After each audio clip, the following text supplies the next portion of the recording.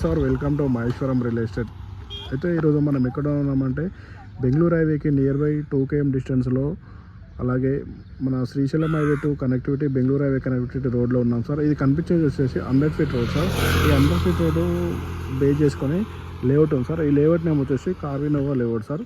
ఈ లేఅవుట్ వచ్చేసి అమీర్పేట్ విలేజ్లో ఉంటుంది. ఇది వచ్చేసి హెచ్ఎండిఏ లేఅవుట్ సార్. ఈ హెచ్ఎండిఏ లేఅవుట్లో మనకు ఈస్ట్ ఫేస్ ప్లాటు 322 గజాల ప్లాటు 50 feet రోడ్కి ఉన్న ప్లాటు అమ్మడానికి వచ్చింది సార్.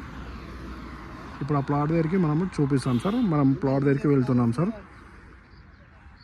లోపలికి వెళ్తున్నాం సార్. ఇప్పుడు మనము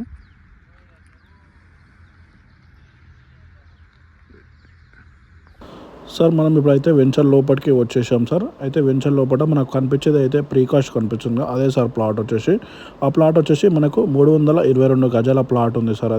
అది ఈస్ట్ ఫేసింగ్లో ఉంటుంది సార్. ప్లాట్ వచ్చేసి మనకి కనిపిస్తున్న రోడ్ వచ్చేసి 50 feet రోడ్ సార్. అది ఈ 50 feet రోడ్ ఆనుకొని మనకి ఈస్ట్ ఫేసింగ్లో ఉంటుంది సార్ ప్లాట్ వచ్చేసి.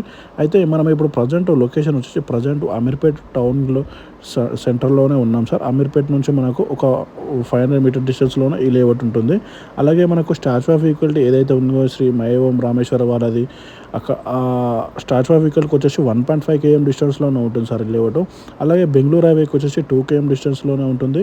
మంచి నియర్ బైలో ఉంటుంది సార్ లొకేషన్ వచ్చేసి. అలాగే మనకు ఈ చుట్టూ వచ్చేసి విల్లాస్ కూడా కన్స్ట్రక్షన్ నడుస్తున్నాయి సార్. మన వెంచర్ చుట్టూ విల్లాస్ కూడా కన్స్ట్రక్షన్ నడుస్తున్నాయి.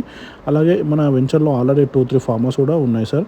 ఇది ఎందుకంటే ఇది టోటల్ 100 acre లేఅవుట్ కాబట్టి మంచి డెవలప్మెంట్ కూడా ఉంటుంది సార్. ఇందులో డ్రైనేజ్ కానీ కరెంట్ కానీ అన్నీ ఉన్నాయి సార్. ఒకవేళ